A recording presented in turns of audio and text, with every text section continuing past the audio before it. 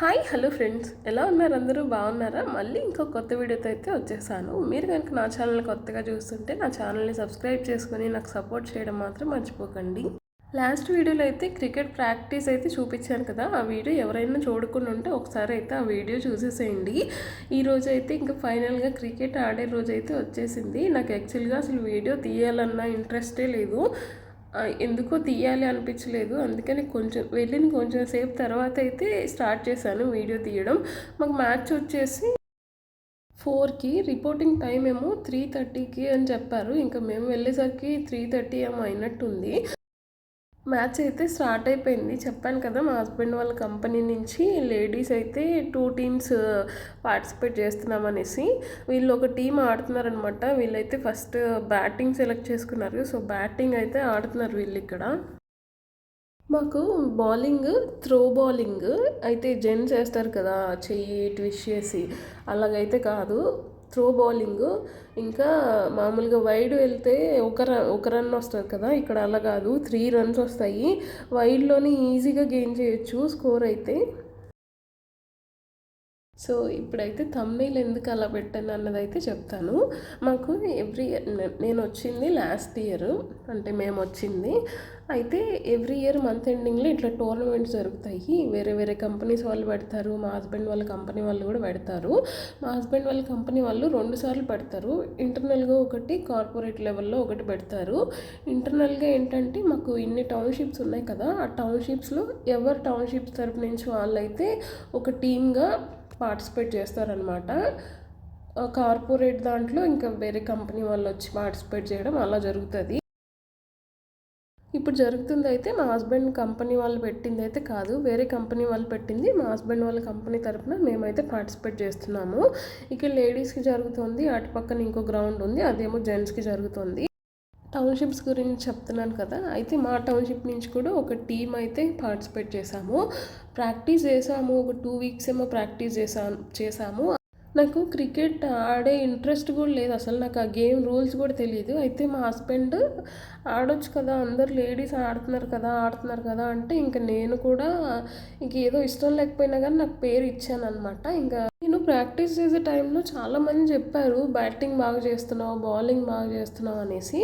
అయితే తీరా ఆడే రోజు ఏమైందంటే నేను అసలు అక్కడ ఆడలేకపోయాను. ఎందుకంటే అంతమంది మధ్యలో ఆడడం అది నాకు ఫస్ట్ టైం అనమాట క్రికెట్. అది కూడా నాకు అంతకుముందు ఆడిన ఎక్స్పీరియన్స్ కూడా ఏమీ లేదు. ఇంకా బ్యాటింగ్ చేయడానికి నా టర్న్ కూడా వచ్చిందనమాట. నా ముందు వాళ్ళు అవుట్ అయిపోయారు. అసలు నాకు అక్కడికి వెళ్ళగానే అదొక రకమైన టెన్షను. అస్సలు అంటే అస్సలు ఆడలేకపోయాను. నేను ప్రాక్టీస్ చేసిన దానికి అక్కడ నేను ఆడిన దానికి అసలు సంబంధమే లేదు, అట్లా ఆడాను.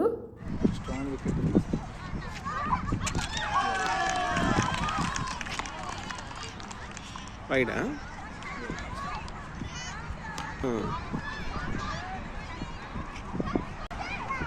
స్లో బౌలింగ్ చాలా ప్లస్.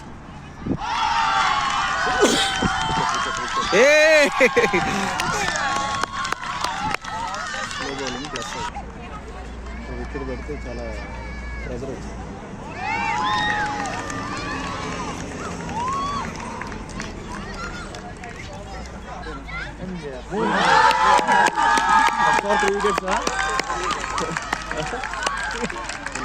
వైఫైనా బౌలింగ్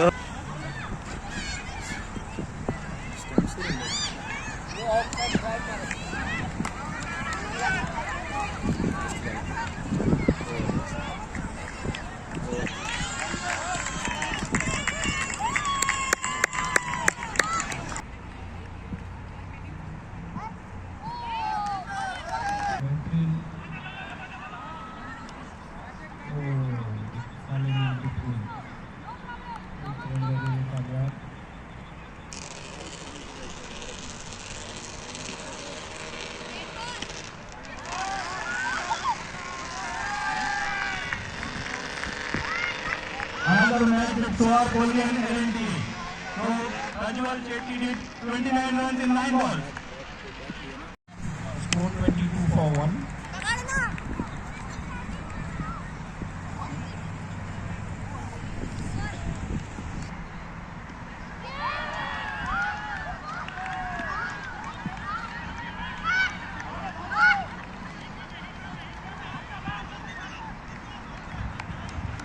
ఇయర్ నేను ఆడిన ఆట అనమాట ఇది. ఒక్కొక్కళ్ళు ఎంతలా అప్రిషియేట్ చేశారంటే నాకైతే గూస్ బంప్స్ వచ్చినాయి. ఫస్ట్ నేను వెళ్ళిన వెంటనే బాల్ వేశాను. నేను వేశాను, అమ్మాయి కొట్టింది, నేనే పట్టుకున్నాను. మళ్ళీ ఇమ్మీడియట్గా 2 వికెట్స్ అయితే అవుట్ అయిపోయినాయి.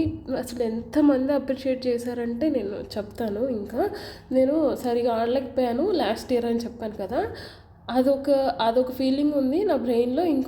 ఒక ఆమె ఏమో నేను చేసిన మిస్టేక్ ఏంటంటే వికెట్ ఒకవైపు ఖాళీగా ఉందన్నమాట. అక్కడికి వేయాల్సిన బాల్ నేను బై మిస్టేక్ చూడకుండా ఇటు పక్కకి వేసాను. అందులో నా మిస్టేక్ ఉంది. కాకపోతే నేను అది వాంటెడ్గా చేసింది అయితే అస్సలు కాదు. ఆ రోజు అందరి మధ్యలో పట్టుకొని ఆమె నన్ను ఒక మాట అంది. నా బ్రెయిన్లో నేను సరిగా ఆడలేకపోయాను అన్న ఫీలింగ్ ఒకటి, ఇంకా ఈమె ఇలా అంది అన్న ఈ మాట అంది అని చెప్పాను కదా, ఈ రెండింటికి మాటలతో కాదు నా ఆటతోనే సమాధానం చెప్పాలి అని అనుకున్నాను. నా బ్రెయిన్ని ఎంతలా ప్రిపేర్ చేసుకున్నాను అంటే ఇంకా ఈ ఇయర్కి టోర్నమెంట్స్ అయిపోయినాయేమో, నెక్స్ట్ ఇయర్ ఆడదామేమో అనుకున్నాను. మా హస్బెండ్ చేత ఒక బ్యాట్ కూడా కొనిపించుకున్నాను ప్రాక్టీస్ చేయాలి అనేసి. అయితే మళ్ళీ తర్వాత ఇంకొకసారి ఆడే ఛాన్స్ వచ్చిందనమాట. అయితే అది టౌన్షిప్స్ కాదు, వేరే వాళ్ళు కండక్ట్ చేస్తుంటే మీకు ఇంట్రెస్ట్ ఉంటే పేర్లు ఇవ్వండి అనేసి 2 టీమ్స్ ఇలాగే సేమ్ ఇలాగే 2 టీమ్స్గా డివైడ్ అయ్యి పేర్లు ఇవ్వండి అని అన్నారు. అప్పుడు నా పేరు కూడా ఇచ్చాను. లక్కీగా వాళ్ళు నన్ను ఏ టీంలో సెలెక్ట్ చేసుకున్నారు. వాళ్ళు ప్రాక్టీస్ టైంలో డిసైడ్ చేస్తారు ఏ టీంలో వేయాలా, బీ టీంలో వేయాలా అనేసి. నన్ను ఈసారి బీ టీంలో వేశారు. నాకు ఆ లిస్ట్ చూసిన తర్వాత నుంచి నాకు అసలు డైజెస్ట్ అవ్వలేదు ఆ మాట మాత్రం.